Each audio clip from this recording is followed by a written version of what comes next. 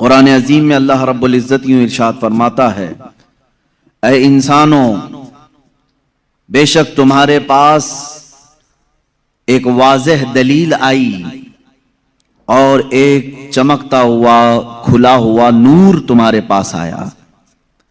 یہ واضح دلیل کیا ہے اور یہ روشن نور کیا ہے؟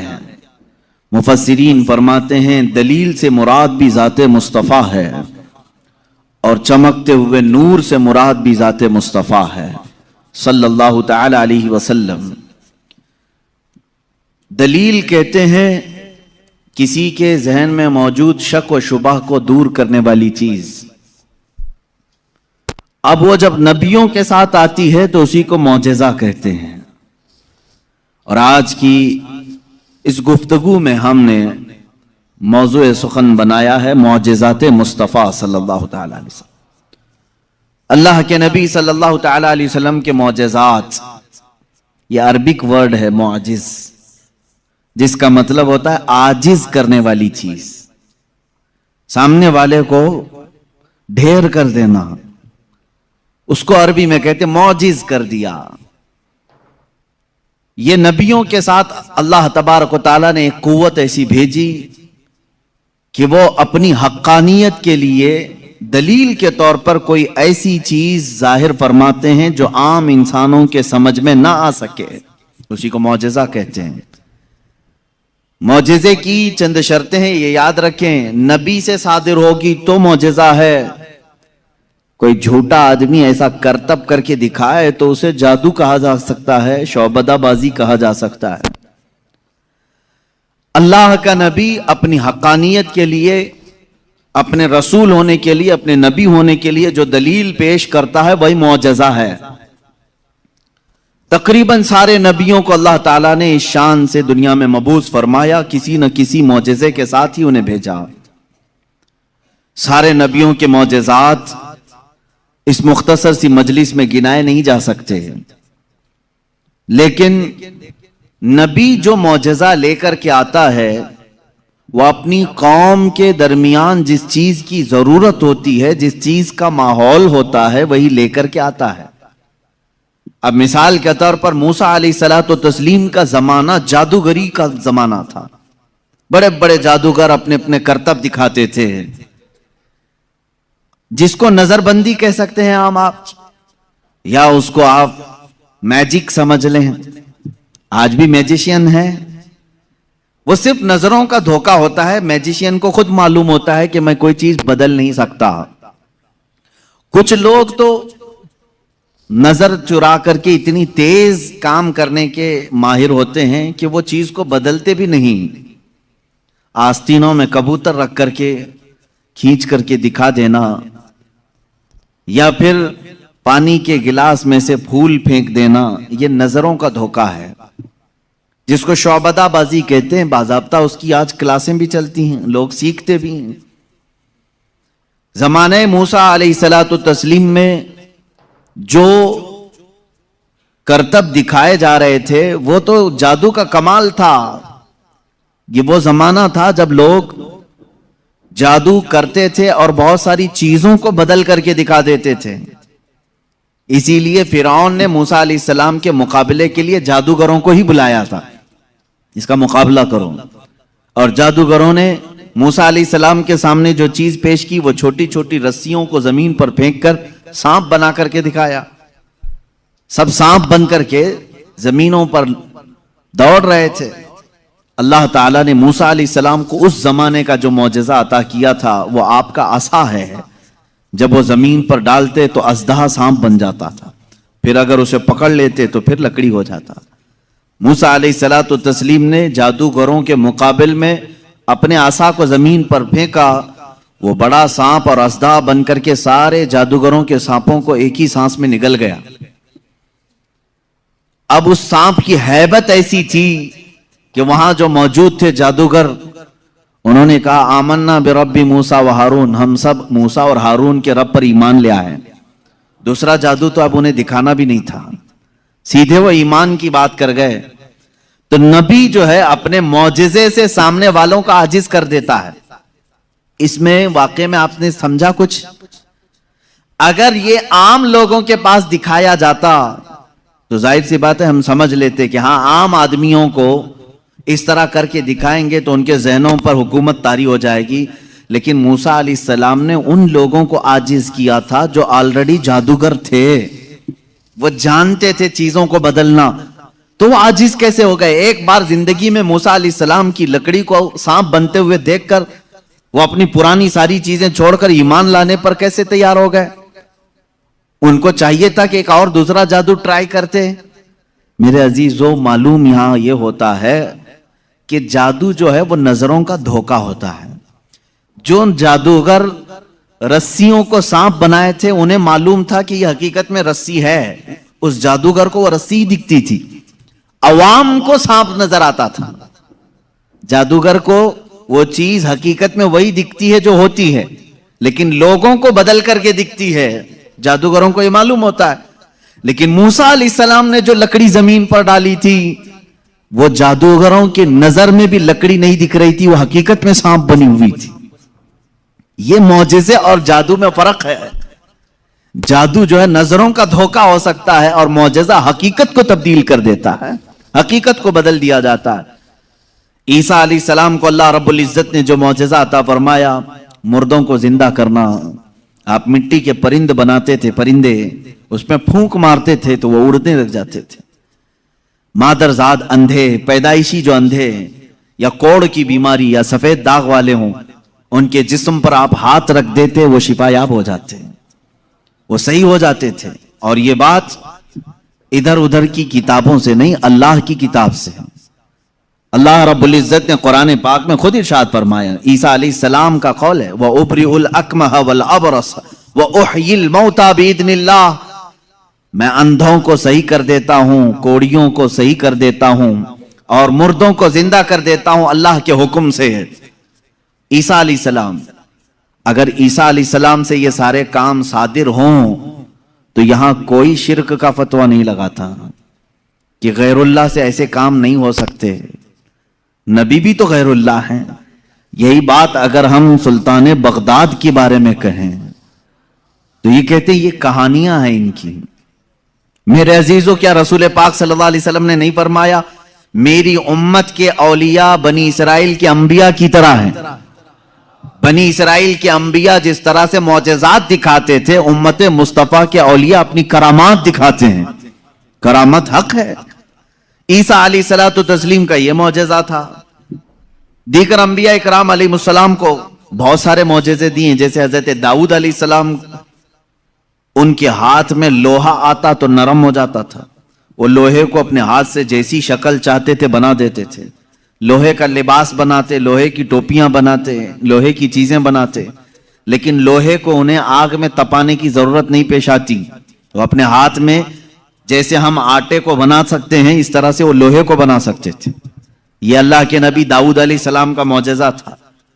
حضرت سلیمان علیہ السلام کا معجزہ یہ کہ آپ کو سارے پرندوں کی بولیاں سکھائی گئی تھی, جنات کی اور سارے تقریباً مخلوقات کی بولیاں آپ کو سکھا دی گئی تھی.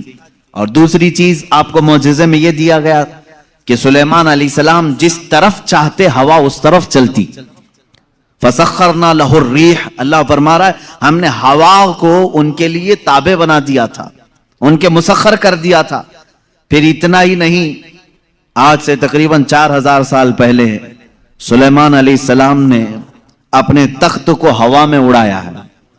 یہ ایروپلین کا زمانہ نہیں تھا, وہ ٹیکنالوجی کا دور نہیں تھا, لیکن سلیمان علیہ السلام کے حکم سے تخت ہوا میں اڑتا اور جس طرف آپ چاہتے اسی طرف آپ کو وہ سفر بھی کراتا.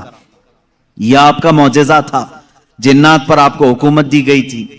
حضرت داؤد علیہ السلام, حضرت سلیمان علیہ السلام, حضرت موسیٰ علیہ السلام, حضرت عیسیٰ علیہ السلام, ان کے یہ مختصر معجزات میں نے آپ کے سامنے رکھی.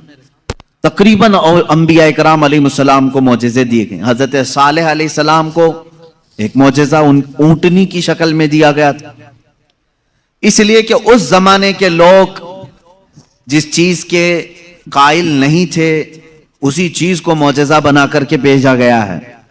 یعنی عیسیٰ علیہ السلام کے زمانے میں لوگ یہ کہتے تھے مرنے کے بعد دوبارہ زندہ نہیں ہو سکتے, عیسیٰ علیہ السلام کو وہی معجزہ دے کر بھیجا اللہ نے، مردوں کو زندہ تم کر کے دکھاؤ۔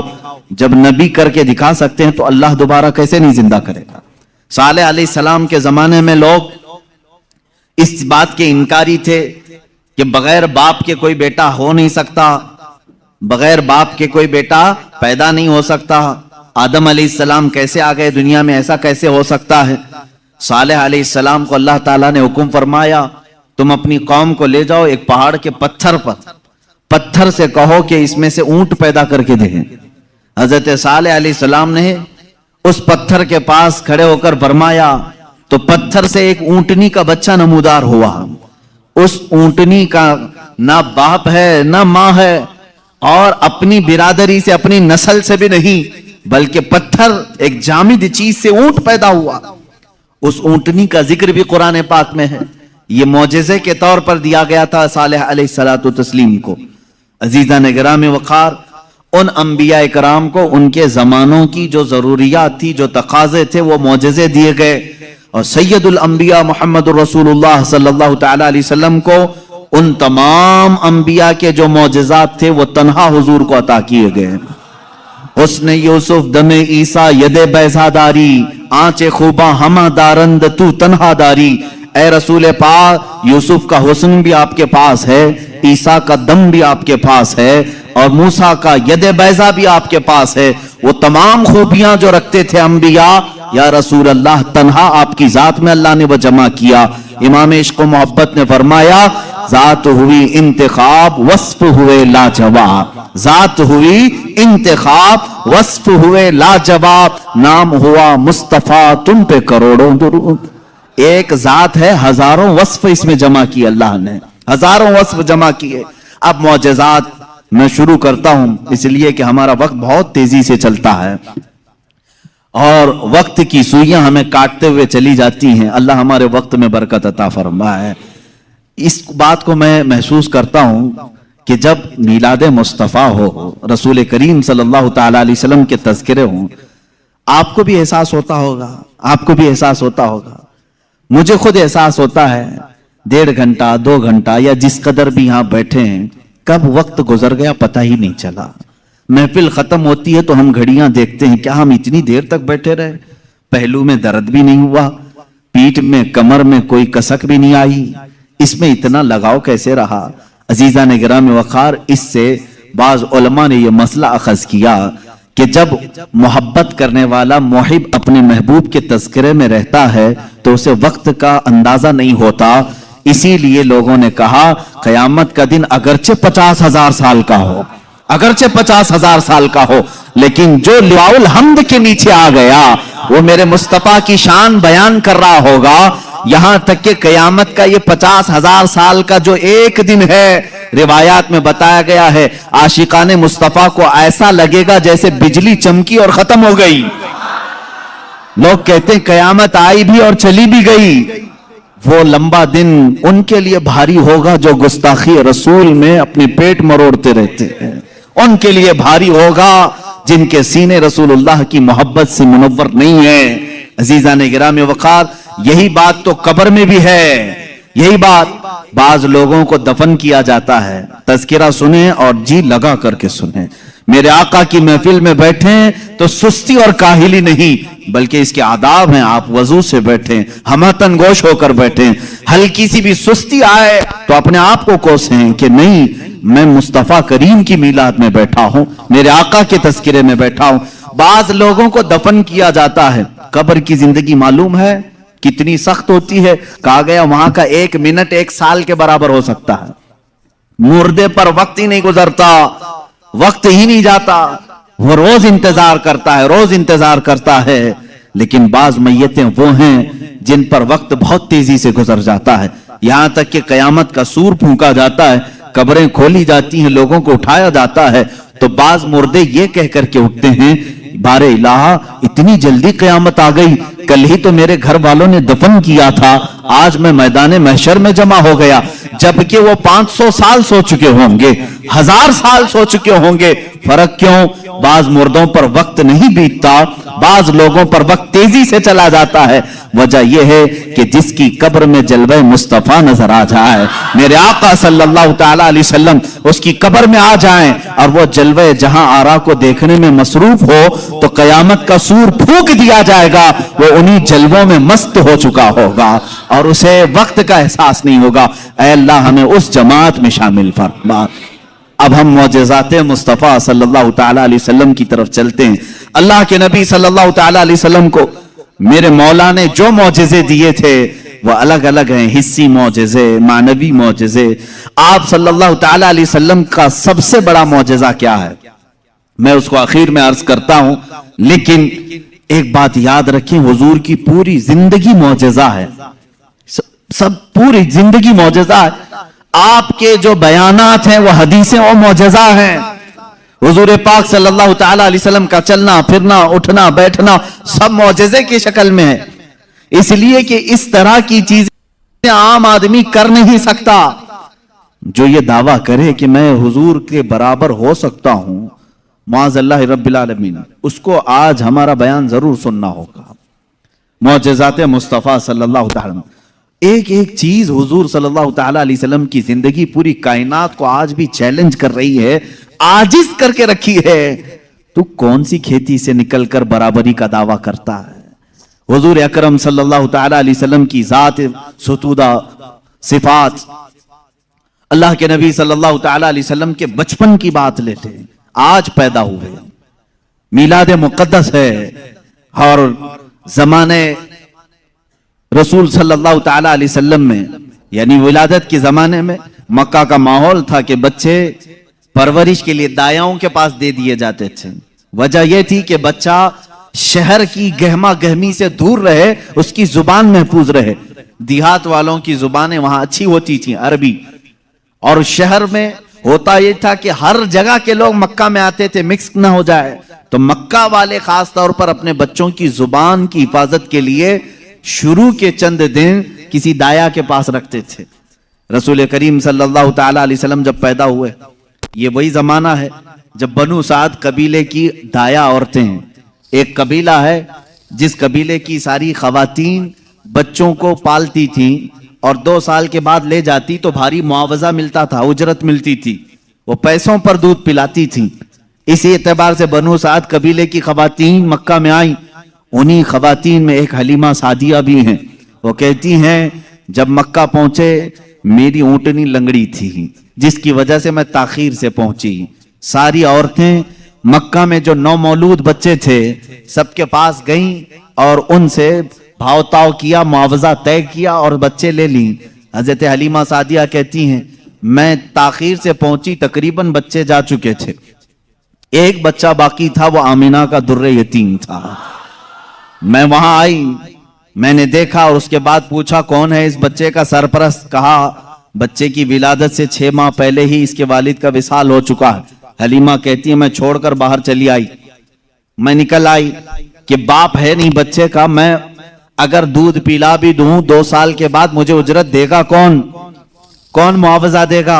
وہ کہتی ہیں پھر پورا مکہ چھان ماری، لیکن اب کوئی بچہ نہیں ملا۔ شام ہو گئی تھی، شوہر ساتھ میں تھا۔ حلیمہ سعدیہ سے شوہر نے کہا اے حلیمہ خالی ہاتھ جانے سے بہتر ہے کہ وہ یتیم کو ساتھ لے جائیں، یتیم در یتیم ہے، ساتھ لے جائیں۔ حلیمہ سعدیہ کہتی ہے میں دوبارہ واپس آمینہ کے گھر آئی۔ آمینہ رضی اللہ تعالیٰ عنہ کہتی ہیں اے حلیمہ صبح تم بچے کو دیکھ کر گئی تھی پھر واپس آئی؟ کہا ہاں، ہم خالی ہاتھ جانے سے بہتر سمجھتی ہیں کہ اس در یتیم کو لے جائیں۔ حضرت آمینہ نے کہا لے جانا چاہے تو لے جاؤ، لیکن تمہاری امیدوں کے مطابق ہم معاوضہ نہیں دے سکیں گے، تمہاری امیدوں کے مطابق ہم اجرت نہیں دے سکیں گے۔ آمینہ نے کہا، حلیمہ سعدیہ نے کہا ٹھیک ہے، اب خالی ہاتھ نہ جانے کا ہم نے عہد کیا ہے، بچے کو لے لیتے ہیں۔ حلیمہ سعدیہ اس وقت تک بچے کو اپنے گود اٹھائی نہیں تھی، صرف دیکھ کر کے گئی تھی۔ گود میں جب لیا، حلیمہ سعدیہ کہتی ہیں میرے پیشانی سے لے کر تلووں تک ٹھنڈک پہنچ گئی تھی۔ پہلی مرتبہ گود میں لیا، اس کے بعد اس کے شوہر حلیمہ سعدیہ کے ساتھ وہ باہر آئی، کہتی ہیں کہ میری ساری ساتھیاں، میری سہیلیاں جو بنو سعد قبیلے کی خواتین تھیں، वो जा चुकी थी और सारे सफर पर थी। मेरी ऊंटनी लंगड़ी और फिर ताखीर भी अलग। मैं बच्चे को लेकर के उसी लंगड़ी ऊंटनी पर बैठी। अल्लाह अकबर, ये पहला मौजज़ा मेरे आका का है। ऊंटनी जो लंगड़ी थी बिल्कुल सेहतयाब हुई और इतनी तेज दौड़ने लगी, इतनी तेज। हलीमा सादिया कहती हैं, बनु साद कबीले में सबसे पहले मैं हाजिर हुई। मेरा बच्चा जिसको मैं लेकर आई थी, अब्दुल्लाह का दुर्रे यतीम, सबसे पहले बनु साद में हाजिर हुई। और काफी देर के बाद दूसरी सहेलियां हमारी बच्चों को ले आई। उन्होंने आते ही हमसे पूछा, हलीमा तेरी ऊंटनी तो लंगड़ी थी, तेरी ऊंटनी कमजोर और लागर थी, तू पीछे रह गई थी, इतनी तेज कैसे आ गई? हलीमा सादिया कहती हैं, हाँ ऊंटनी मेरी लंगड़ी थी लेकिन सवार बहुत ही आला था। जैसे ही ये बच्चा इस ऊंटनी पर सवार हुआ, न जाने इसमें ताकत कहां से आई, सबसे पहले मैं हाजिर हुई। सारी औरतों ने महसूस किया ये एक मौजज़ा नहीं। बनु साद जो कबीला है वो आज भी है ताइफ के करीब, आज भी वो कबीला है हलीमा सादिया का कबीला जिसको बनु साद कहते हैं। उस कबीले वालों का बयान है कि ये रात ऐसी थी, पूरे बनु साद कबीले की बकरियों के दूध से थन भर चुके थे। सारे कबीले वालों की बकरियों के थन दूध से भर चुके थे। हलीमा सादिया कहती हैं, जब मैं बच्चे को घर में ले आई तो अजीब सी राहतें और बरकतें और हवाएं चलने लगी।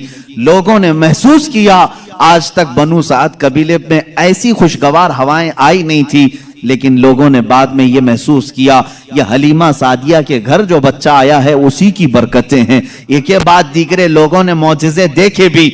हलीमा सादिया की जो बेटी हैं शैमा, जो हुजूर सल्लल्लाहु अलैहि वसल्लम की दूध शरीक बहन है, हुजूर की दूध शरीक बहन है, वो कहती हैं मैं मोहम्मद सल्लल्लाहु ताला अलैहि वसल्लम को गोद में लेकर रात में बैठती थी। 1 साल के नहीं थे, 9 माह के थे जब मैं गोद में लेकर बैठती थी।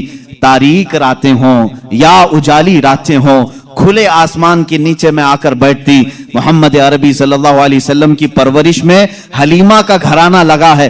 कहती हैं हम मालदार नहीं थे, खेल खिलौने वाली चीजें हमारे घर नहीं होती थी, लेकिन शैमा कहती हैं जब मोहम्मद मेरी गोद में होते, रात को 14वीं का चांद चमक रहा होता और मोहम्मद सल्लल्लाहु अलैहि वसल्लम गोद से उंगली को यूं उठाते, चांद इधर चला जाता, कभी चांद इधर जाता, गोद में उंगली जिस तरफ करते वो चांद उधर ही झुक जाता था। आला हजरत इमाम इश्क व मोहब्बत फाजिल बरेलवी रदी अल्लाह ताला अन्हु यूं फरमाते हैं, चांद झुक जाता उधर, उंगली उठाते महद में, क्या ही चलता था इशारों पर खिलौना नूर का, क्या ही चलता था इशारों पर खिलौना नूर का। सुबह तैबा में हुई बटता है बाड़ा नूर का, सदका लेने नूर का, आया है तारा नूर का। अजीजान गिरामी, खिलौना बना है कौन? जिससे पूरी दुनिया आज तक खेल ना सकी, वो मोहम्मद अरबी सल्लल्लाहु अलैहि वसल्लम का खिलौना बना है। ये मेरे आका सल्लल्लाहु अलैहि वसल्लम के मौजज़ात, गोद के मौजज़ात हैं, गोद के मौजज़ात हैं। अब मैं यहां पर एक बात ये बताना चाहता हूं, उन लोगों के जहन को मैं साफ करना चाहता हूं जो लोग ये कहते हैं हुजूर सल्लल्लाहु ताला अलैहि वसल्लम 40 साल के बाद नबी बनाए गए, 40 साल के बाद नबी बनाए गए। बहुत सारे लोगों ने किताबों में भी लिख दिया। मेरे अजीज, बात को समझा करो, नबी बनाए गए ये जुमला तवज्जो, और हमारा अकीदा ये है 40 साल के बाद हुजूर ने अपने नबी होने का ऐलान फरमाया। नबी बनाए गए अलग चीज है, वो नबी कब बनाए गए थे ये खुद रसूल पाक से पूछो, आप कब नबी बनाए गए थे? इनकी किताबों से न पूछेंगे, हम हुजूर से पूछते हैं। मेरे आका फरमाते हैं, कुन्तु नबिय्यन व आदम बैनल माई व तीन, मैं तो उस वक्त भी नबी था जब आदम को पानी और मिट्टी में गूंधा जा रहा था। आदम अलैहिस्सलाम के खमीर को गूंधा जा रहा था, उस वक्त भी मैं नबी था। ये अल्लाह के हबीब सल्लल्लाहु अलैहि वसल्लम ने फरमाया। और ये लोग कहते हैं 40 साल के बाद नबी बनाए गए। अच्छा चलो ठीक है, इस हदीस को अगर नहीं मानते, मौजज़ा कब दिया जाता है? मौजज़ा कब दिया जाता है? जब नबी अपनी नबूवत को जाहिर कर दे, उसे लोगों को कायल करना रहता है, ईमान की तरफ बुलाना होता है, अपनी हक्कानियत की दलील पेश करनी होती है, तब नबी मौजज़ा दिखाएगा। यहां मोहम्मद अरबी सल्लल्लाहु अलैहि वसल्लम गोद में जो मौजज़े दिखा रहे हैं, हलीमा सादिया के घर जो मौजज़े दिखाए जा रहे हैं, तुम्हारे कौल के एतबार से 40 साल के बाद नबी हुए थे ना, تو معجزے تو 40 سال بعد دکھنا چاہیے. حلیمہ سعدیہ کی گود میں جو معجزے دکھ رہے ہیں اس سے پتا چلتا ہے وہ پیدائشی نبی تھے. اعلان کا حکم 40 سال کے بعد اللہ نے دیا. وہ نبی نبوت لے کر کے دنیا میں آئے.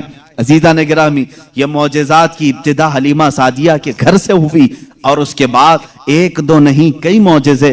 حلیمہ سعدیہ رضی اللہ تعالیٰ عنہا کی بیٹی شیمہ کہتی ہیں 2 سال کی عمر سے پہلے ہی حضور پاک صلی اللہ تعالیٰ علیہ وسلم عام انسانوں کی طرح بڑے نہیں ہوئے ہیں. 9 مہینے کی عمر میں تو آپ تیر چلاتے تھے اور برابر نشانے پر، اور کبھی آپ نے ہکلا کر کے بات نہیں کی جیسے بچے تتلا کر ہکلا کر بات کرتے ہیں. اللہ کے حبیب صلی اللہ علیہ وسلم نے جب گفتگو فرمائی نہایت فصیح عربی میں گفتگو فرمائی. فرماتی ہیں کہ ایک بھی ایسا ٹوٹا ہوا جملہ محمد سے ہم نے سنا نہیں. یہ حضرت حلیمہ سعدیہ فرماتی. عزیزان گرامی، شیمہ کہتی ہیں 1.5 سال کی عمر میں میرے ساتھ محمد صلی اللہ علیہ وسلم بکریاں چرانے کے لیے آ جاتے تھے. بکریاں چرانے کے لیے آتے تھے. وہ کہتی ہیں جب بکریاں چرانے کے لیے محمد صلی اللہ علیہ وسلم جاتے تھے جنگل میں یا صحرا میں جہاں پر بھی معاملہ، وہ کہتی ہیں میں ایک آدھ بکری کو لے کر جاتی لیکن محمد صلی اللہ علیہ وسلم کے ساتھ ساری بکریاں ہوتی. فرق یہ تھا کہ میں دھوپ میں چرا رہی ہوتی لیکن ہمیشہ محمد صلی اللہ علیہ وسلم پر بادل کا ایک ٹکڑا سایہ بنا رہتا تھا. ہمیشہ چھاؤں رہتی تھی، کبھی دھوپ براہ راست ان کے رخساروں کو نہیں مارتی، ان کے رخساروں پر نہیں پڑتی. یہ حضرت شیمہ کہتی ہیں، حلیمہ سعدیہ کی بیٹی کہتی ہے ایک دن ایسا ہوا محمد عربی صلی اللہ تعالی علیہ وسلم 1.5 سال یا 2 سال کی عمر کے آس پاس ہیں. اچانک 2 لوگ آئے اور ان کو کوئی پہچانتا نہیں تھا. محمد عربی صلی اللہ تعالی علیہ وسلم کو انہوں نے ایک درخت کے نیچے لٹایا اور ان کا سینہ چاک کر دیا. حضور پاک صلی اللہ علیہ وسلم کا وہ گھبرائی ہوئی بھاگتی ہوئی اپنی ماں کے پاس آئی. 2 سال کی عمر تھی جب میرے آقا صلی اللہ علیہ وسلم کی. حلیمہ سعدیہ کی بیٹی یا بیٹا جو حضور کے دودھ شریک تھے وہ دوڑتے ہوئے ماں کے پاس آئے اور کہا عجیب ایک بات ہم نے دیکھی محمد صلی اللہ علیہ وسلم کے ساتھ کہ کوئی انہونی 2 شخصیات آئیں، انہوں نے گرایا ہے اور سینہ چاک کر دیا ہے. اللہ نہ کرے کہ محمد کے ساتھ کچھ برا نہ ہو جائے. وہ گھبرائے ہوئے تھے. حضرت حلیمہ کہتی ہے میں دوڑتی ہوئی اس مقام پر پہنچی. جا کر کے دیکھا درخت کے سائے میں وہ آرام کر رہے تھے. کوئی لوگ نہیں تھے، کوئی شخصیات نہیں تھی. حلیمہ سعدیہ نے دیکھا واقعی سینے کے اوپر کچھ نشانات نظر آ رہے تھے. اٹھایا اور پوچھا کہ کیا بات ہے. محمد عربی صلی اللہ علیہ وسلم نے فرمایا اللہ کے 2 فرشتے آئے تھے، انہوں نے میرا سینہ کھولا اور دل نکالا جنت سے لائے ہوئے تشت میں جو ایمان و حکمت سے بھرا ہوا تھا. میرے دل کو اس میں رکھا اور اس کے بعد پھر میرے سینے پر رکھا اور پھر بند کر دیا اور وہ چلے گئے. اس لیے کہ بچپن میں آنے والی عام انسانوں کی خصلتیں اس نور خدا محبوب خدا کے دل میں کبھی نہ آئیں. انہوں نے سارے وسوسوں کو میرے پاک کر دیا. یہ 2 سال کی عمر میں شق صدر کا معجزہ اس کو کہتے ہیں. کیا کہتے ہیں؟ شق صدر، سینہ پھٹ جانے والا. یہ جو معجزہ ہے حضور پاک صلی اللہ علیہ وسلم کی زندگی پاک میں 4 مرتبہ اس طرح سے ہوا. سینہ شق ہوا، فرشتوں نے آپ کا دل مبارک نکالا جنتی پانی سے اور جنت کی نور و حکمت سے بھر دیا. میرے عزیزو پھر میں سوال کرتا ہوں، تم تو کہتے ہو 40 سال بعد نبی ہوئے، پھر یہ معجزہ 2 سال کی عمر میں کیسے پیش آیا؟ معجزہ نبوت کے بعد ملنا چاہیے. نبی ہونے والا اپنی نبوت کی دلیل کے لیے لوگوں کے سامنے معجزہ پیش کرتا ہے. یہ تو میں نے بچپن کے وہ حالات بتائے. میرے آقا صلی اللہ تعالی علیہ وسلم کے ان حالات کو دیکھ کر حلیمہ سعدیہ گھبرا گئی اور پھر واپس وہ مکہ لے کر کے آئیں. اللہ کے حبیب صلی اللہ تعالی علیہ وسلم حضرت آمینہ کے گھر رہے. یہاں کے جو آپ کی زندگی پاک کے ایام ہیں وہ پھر اگلے کسی موضوع پر میں عرض کروں گا. آج معجزات مصطفیٰ ہمارا موضوع سخن ہے. اللہ کے نبی صلی اللہ تعالی علیہ وسلم کے کمالات اور معجزات بیان سے باہر ہیں، بیان سے باہر ہیں. کس چیز میں آپ نے معجزہ نہیں دکھایا؟ درختوں میں ہو، پتھروں میں ہو، جانوروں میں ہو، پرندوں میں ہو، مردوں میں ہو، آسمان کے تاروں، چاند، سورج میں ہو. کس چیز میں معجزے میرے آقا کے نہیں ہیں؟ ہر چیز میں. اور رزق میں وسعت اور برکت کے اتنے معجزے ہیں کہ پوری کتاب اس پر لکھی گئی. رزق میں برکت اور وسعت. اللہ کے نبی صلی اللہ تعالی علیہ وسلم نے جس چیز کو تناول فرمایا اور کسی کو دے دیا وہ ختم ہی نہیں ہوتی. یہ معجزہ ایک بار نہیں کئی بار پیش آیا, کئی بار پیش آیا. حضرت عمر فاروق رضی اللہ تعالیٰ عنہ فرماتے ہیں ایک بار 440 لوگ آئے, 440 لوگ حضور صلی اللہ تعالیٰ علیہ وسلم کے پاس آ کر کے انہوں نے کہا ہماری مہمان نوازی کریں. رسول کریم صلی اللہ تعالیٰ علیہ وسلم نے فرمایا عمر ان کو کھلاؤ. حضرت عمر نے کہا آقا میرے پاس ایک ہی آدمی کا کھانا ہے, ایک آدمی, یہ 440 ہیں. رسول کریم صلی اللہ تعالیٰ علیہ وسلم نے ایک کھجور انہیں دی اور فرمایا جاؤ جتنا کھانا ہے اسی میں سے کھلاؤ. حضرت عمر کہتے ہیں میں لے گیا, 440 لوگ کھاتے رہے, میرا کھانا ختم ہی نہیں ہوا. وہ کھا کر چلے بھی گئے, میرا گھر پورا کھا لیا, پھر بھی کھانا باقی رہا. یہ رزق میں برکت اور وسعت کے ایک نہیں بے شمار معجزے ہیں میرے آقا کے.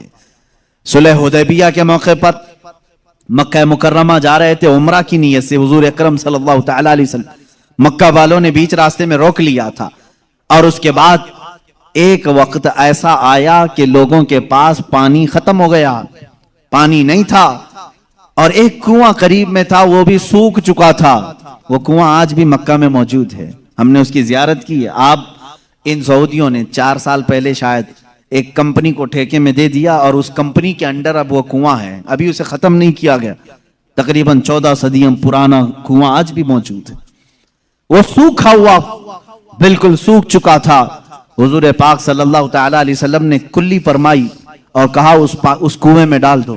صحابہ کہتے ہیں ہم نے اس کنویں میں پانی ڈال دیا, تھوڑا سا کلی کا پانی تھا, کنواں لبالب بھر گیا. پانی سے اتنا بھرا کہ جتنے لوگ تھے سبوں نے اس کنویں سے پانی پیا بھی, وضو بھی کیا, جسے غسل کی حاجت تھی غسل کیا, اپنے جانوروں کو بھی پلایا. ایک صحابی سے پوچھا گیا آپ لوگ کتنے تھے اس وقت؟ وہ کہتے ہم 1400 لوگ تھے, لیکن میرا یقین ہے کہ اگر 1 لاکھ ہوتے تو بھی پانی کم نہ پڑتا. اور اس کے بعد وہ کنواں کبھی سوکھا نہیں, آج بھی پانی اس میں موجود ہے. اور ایک کنواں بیر شفا جس کو کہتے ہیں, اس کے متعلق میں نے یہ سنا ہے کہ وہ نہایت ہی کھاری پانی, کڑوا پانی, جانور بھی نہیں پیتے تھے. اللہ کے نبی صلی اللہ تعالی علیہ وسلم بدر سے واپسی کے موقع پر اس میں اپنا لعاب پاک ڈالا, وہ پانی آج بھی میٹھا ہے, آج بھی میٹھا ہے. ان سعودیوں نے اس میں سیمنٹ بھر دیا, ڈامر ڈال دیا, تارکول ڈالا, کیمیکل ڈالا. ان کے اعتبار سے یہ شرک ہے. یہ سب سنی لوگ آتے ہیں تبرک سمجھ کر کے اس پانی کو نکالتے ہیں, اس کی کوئی اصل نہیں, اس کی کوئی سند نہیں, اس کا کوئی ثبوت نہیں. اور اس غصے میں انہوں نے کنویں میں ہر چیز ڈالی, لیکن پانی بھی بڑا ضدی ہے, ہر چیز کو نکل کر کے پھر باہر آتا ہے, ساری چیزیں ختم ہوتی ہیں. ابھی 6 مہینے پہلے کے سفر میں بھی پانی پی کر کے آئے, انہوں نے وہاں پہرے دار لگائے. آج بھی پتہ نہیں بغض کس بات کا ہے, بغض کس چیز کا ہے. تمہیں سینما تھیٹروں سے تکلیف نہیں ہوئی, بیر شفا سے اتنی تکلیف. تمہیں بیچ کھولنے میں شرم و حیا نہیں آئی.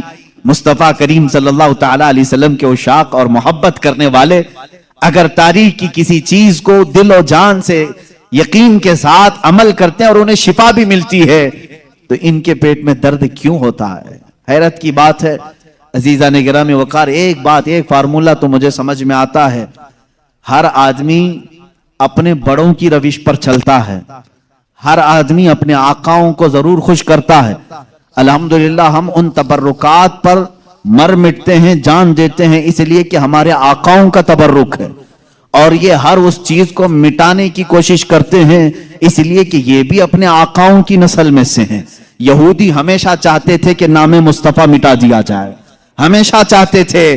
تورات میں کھرچ کھرچ کر کے نام نکالے انہوں نے, لیکن اعلیٰ حضرت فاضل بریلوی رضی اللہ تعالیٰ عنہ نے یہ فرمایا, تو گھٹائے سے کسی کے نہ گھٹا ہے نہ گھٹے, جب بڑھائے تجھے اللہ تعالیٰ تیرا, مٹ گئے مٹتے ہیں مٹ جائیں گے آدھا تیرے, نہ مٹا ہے نہ مٹے گا کبھی چرچا تیرا. حضور پاک صلی اللہ تعالیٰ علیہ وسلم کی کوئی چیز تم تاریخ سے نہیں مٹا سکو گے. بہرحال رزق میں برکت اور وسعت کے بے شمار معجزات ہیں.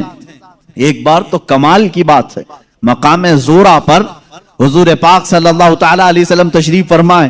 یہاں صحابہ کہتے ہیں ہمارے پاس پانی پھر ختم ہو گیا. پانی کچھ بھی نہیں تھا, نہ کنواں قریب میں تھا. کنواں تھا تو کلی فرمائی, کنویں کا پانی باہر آیا. حضرت موسیٰ علیہ السلام کا معجزہ یاد ہوگا آپ کو. آپ نے لکڑی سے پتھر پر مارا ایک مرتبہ, 12 چشمے باہر نکلے. قرآن پاک میں ہے, قرآن نے فرمایا فَانْفَجَرَتْ مِنْهُ اثْنَتَا عَشْرَةَ عَيْنًا, 12 چشمے پانی کے نکلے تھے. اور اس لیے کہ ان کی امت میں 12 قبیلے تھے, 12 قبیلوں کے لیے 12 چشمے نکل گئے. کس چیز سے موسیٰ علیہ السلام نے مارا؟ اپنے عصا سے. کس پہ مارا؟ پتھر پہ. پتھر سے 12 چشمے نکلے. مصطفیٰ کریم صلی اللہ تعالی علیہ وسلم سفر میں, صحابہ تشریف لائے, شکایت کی پانی کی. اللہ اللہ, میں یہاں پر عقیدے پر قربان جاؤں صحابہ کے, ان سے کیوں نہیں کہتے پانی برسانا, پانی دینا اللہ کا کام ہے. وہ صحابہ حضور کے پاس بار بار کیوں آ جاتے تھے؟ کھانا نہیں ہے تو حضور کے پاس, پانی نہیں ہے تو حضور کے پاس, بیماری ہے تو حضور کے پاس. اس لیے کہ انہی صحابہ کا عقیدہ بریلی کے امام نے لیا ہے, جن کا کہنا تھا شافی و نافی ہو تم, وافی و کافی ہو تم, درد کو کر دو دوا, تم پہ کروڑوں درود, آنکھ عطا کیجئے اس میں ضیا دیجئے, جلوہ قریب آ گیا تم پہ کروڑوں درود. وہ مانگنے کے لیے آتے تھے میرے آقا صلی اللہ علیہ وسلم کی بارگاہ میں, اور جنہوں نے کہا رسول اللہ سے مانگنا حرام ہے, معاذ اللہ رب العالمین, ان کو اللہ تعالیٰ نے ایسوں کا محتاج بنایا, در در کی ٹھوکریں کھاتے ہوئے آج بھی ذلیل و خوار ہے.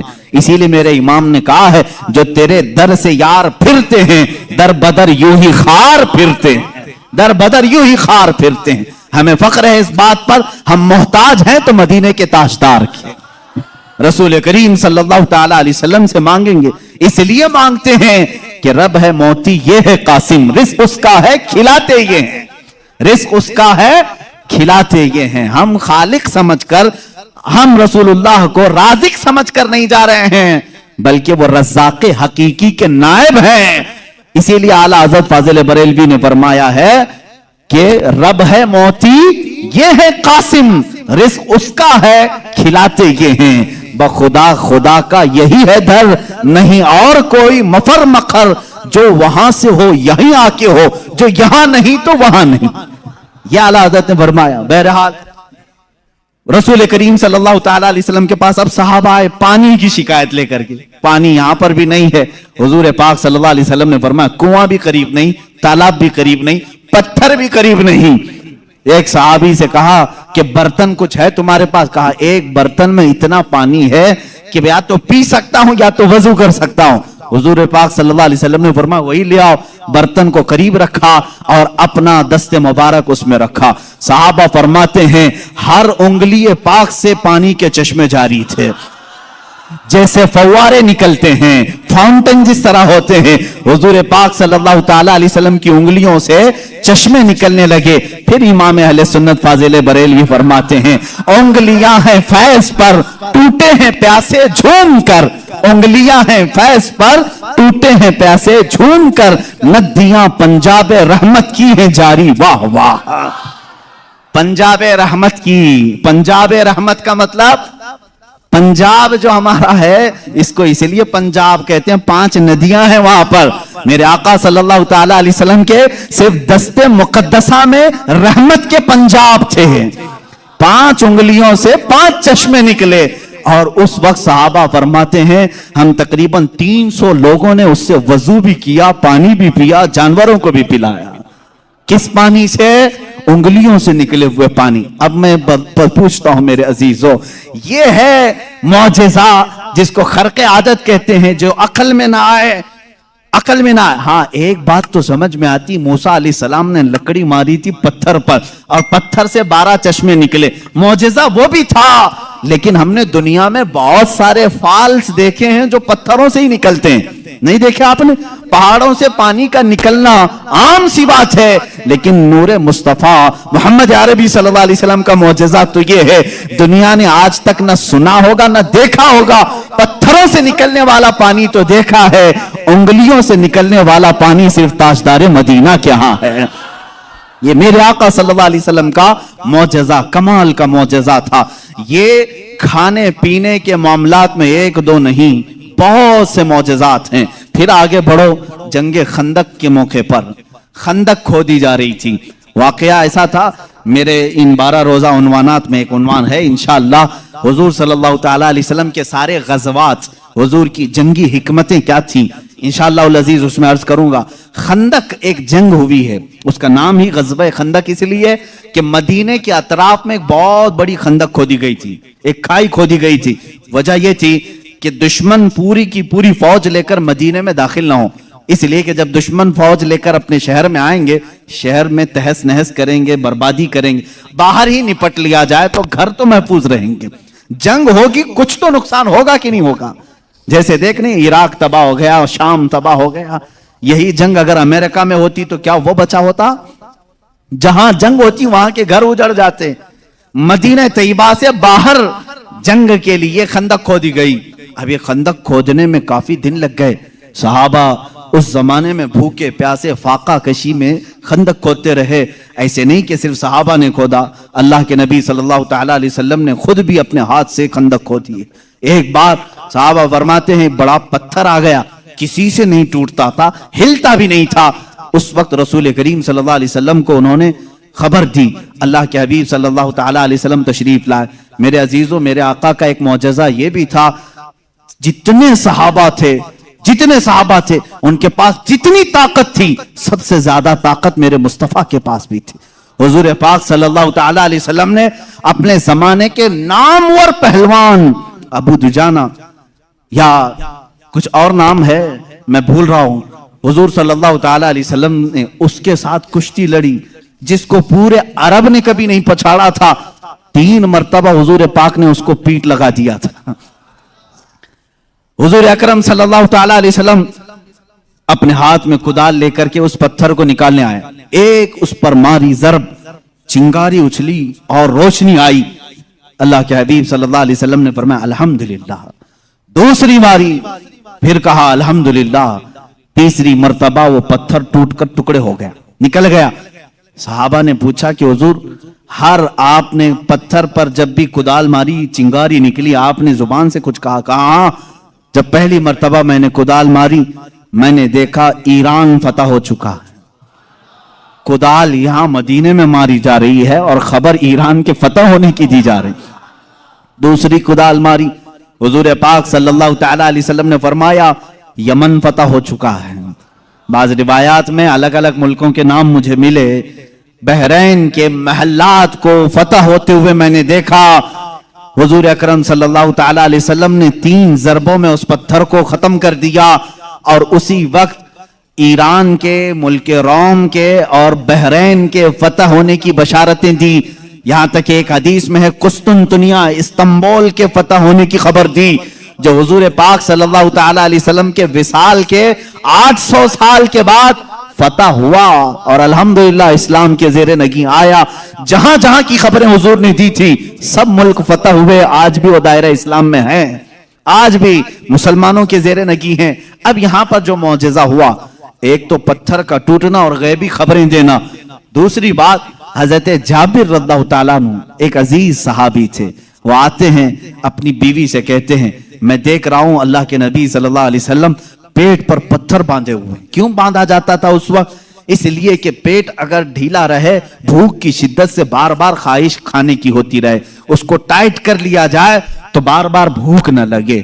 یہ اس وقت معمول رہا ہوگا۔ اللہ کے نبی صلی اللہ علیہ وسلم نے بھی اپنے پیٹ پر پتھر باندھے۔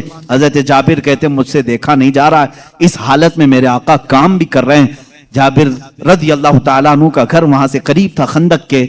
ان کی بیوی سے انہوں نے کہا کچھ کھانے کو ہو تو بنا دو۔ انہوں نے کہا گھر میں تھوڑا سا آٹا ہے، جو کا آٹا ہے، اس کی چند روٹیاں بنیں گی، 4 یا 5 روٹیاں بنیں گی، اور ایک بکری کا بچہ ہے 6 مہینے کا ہوگا، بس اتنا ہے۔ کتنے لوگ کھا سکتے ہیں آپ ہی دیکھیں۔ کہا اتنا ہی ذبح کر، میں رسول پاک صلی اللہ علیہ وسلم کو، حضرت ابو بکر کو، حضرت عمر کو، اور میں رہوں گا، میرے گھر والے رہیں گے، کھلا دیں گے۔ وہ آئے، کان میں آ کر کے حضور سے کہا یا رسول اللہ صلی اللہ تعالیٰ علیہ وسلم، گھر میں ایک چھوٹا سا بکری کا بچہ ہے، ہم نے ذبح کیا ہے، تھوڑا سا آٹا ہے، آپ ابو بکر عمر گھر پر تشریف لائیں۔ اللہ کے نبی صلی اللہ علیہ وسلم نے دعوت قبول کر لی۔ کہا جابر جاؤ تم کھانا بناؤ، لیکن جب تک میں نہ آؤں ہانڈی چولہے سے نہ اتارو اور روٹیوں کے ٹکڑے نہ کرو۔ हुजूर पाक सल्लल्लाहु अलैहि वसल्लम की ये बात सुन करके वो जाने लगे थे, अभी हुजूर ने पलटकर जितने सहाबा थे कहा, ए मेरे सहाबा, जाबिर के घर में सबकी दावत है, चलो। जाबिर के घर में दावत, 1500 सहाबा थे, 1500 सहाबा। हजरत जाबिर घबरा गए, दौड़ते हुए आए, अपनी बीवी से कहा, ए खातून, बड़ा गजब हो गया, मैंने 3 को दावत दी थी, हुजूर ने 1500 को बुलाया है। उनकी शरीक हयात एक सहाबिया थी, तवक्कुल के आला दर्जे पर थी, पूछती हैं, ए जाबिर, आपने बुलाया है या रसूलुल्लाह ने बुलाया है? हजरत जाबिर कहते हैं, मैंने किसी को नहीं बुलाया, रसूलुल्लाह ने बुलाया है। कहते फिर फिक्र छोड़ो, जिन्होंने बुलाया वही खिलाएंगे, जिन्होंने बुलाया वही खिलाएंगे, हमको इस बात की क्या फिक्र है, हमें तो खाना बनाना है, वो आएंगे, जिसको उन्होंने दावत दी वो खिलाएंगे। हमने 3 को दावत दी, हम 3 को खिलाएंगे, रसूल ने जितनों को दावत दी वो उनको खिलाएंगे। ये खातून का अकीदा देखें, सहाबिया हैं। हजरत जाबिर रज़ियल्लाहु ताला अन्हु फरमाते हैं, घर मेरे आका तशरीफ लाए, घर में बैठने की जगह भी 10 लोगों की थी, 10 लोग बैठ सकते थे। अल्लाह के हबीब सल्लल्लाहु ताला अलैहि वसल्लम तशरीफ लाए और उस हांडी को जो चूल्हे पर रखी हुई थी, कहा इसको उतारना नहीं, उसमें अपना लुआबे पाक डाला और उसके बाद फरमाया निकाल कर देते जाओ। हजरत जाबिर कहते हैं 10-10 लोगों का खाना निकालता था, रोटियां दस्तरखान पर बिछाई जाती थी। शाम हो गई, 1500 सहाबा खा लिए, अभी मेरी हांडी में आधा खाना बाकी ही रहा। ये मौजज़ा है मेरे आका सल्लल्लाहु अलैहि वसल्लम का।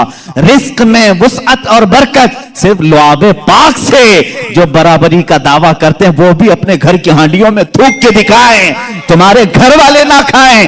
मुस्तफा करीम सल्लल्लाहु अलैहि वसल्लम जिस पे लुआब लगा दें, 1500 जलीलुल कद्र सहाबा खाएंगे भी और हांडी में बचा भी रह जाएगा। अजीजान गिरामी, बराबरी का दावा ना करो, वरना थूकोगे तो मर जाओगे, तुम्हारे घर में कभी जहर ना हो जाए तुम्हारे थूक में, थूकोगे तो बच्चे मर भी जाएंगे। बहरहाल ये मौजज़ा एक ही नहीं पेश आया, 3-3 मौजज़े यहां पर आए, 3-3 मौजज़े हजरत जाबिर के घर में तन्हा। हुजूर पाक सल्लल्लाहु ताला अलैहि वसल्लम दावत के लिए आए भी। उसके बाद दूसरी बात ये भी हुई, उनके घर में एक हादसा हो गया था।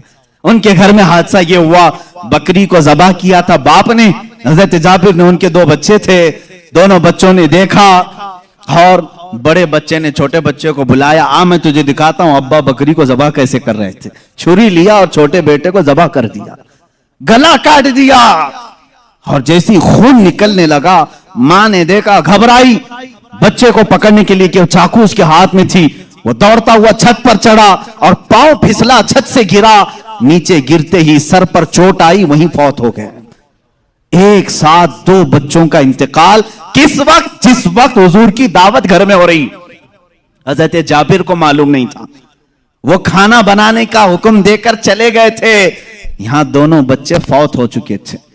लेकिन उस वफाशियार खातून के जज्बे को हजारों सलाह, दोनों बच्चों की लाशों को उठाई, घर के एक कोने में लेकर आई और उन पर चादर डाल दिया। कहा आज मैं न रोऊंगी न चीखूंगी, इसलिए कि मेरे घर रसूल खुदा तशरीफ ला रहे हैं, मैं अपने गम को उस दावत पर भारी होने नहीं दूंगी। मेरे अजीज, किसी मां का कलेजा अगर बर्दाश्त कर सकता है अपने बेटे की मौत का गम, तो मुझे बताओ दुनिया की कोई ऐसी औरत। ये वो औरतें थी जिनके मुतालिक कुरान ने कहा रदियल्लाहु अन्हुम व रदू अन, अल्लाह इनसे राजी हो गया और ये अल्लाह से राजी हैं। ये खातून चादर ओढ़ा करके दोनों बच्चों की लाश पर रखी हुई हैं।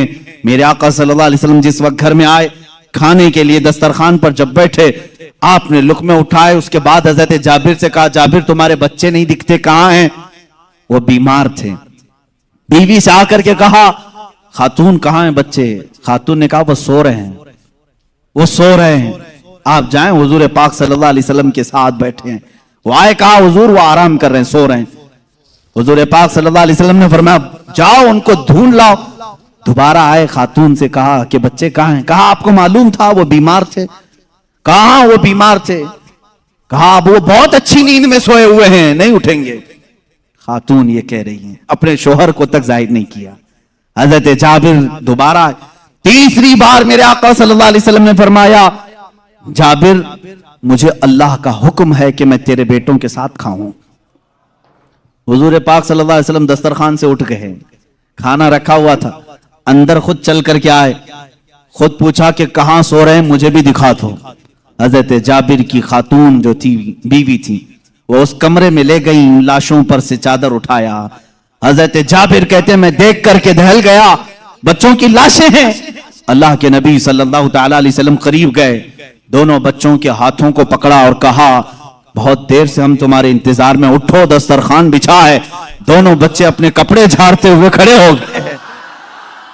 موسیٰ عیسیٰ علیہ السلام کے مردوں کو زندہ کرنے کا معجزہ تم نے سنا ہوگا. نبی رحمت صلی اللہ تعالی علیہ وسلم اپنے غلاموں کے گھر میں جو فوت شدہ شہزادے تھے انہیں زندہ بھی کیا اور اپنے دسترخوان پر بٹھایا بھی.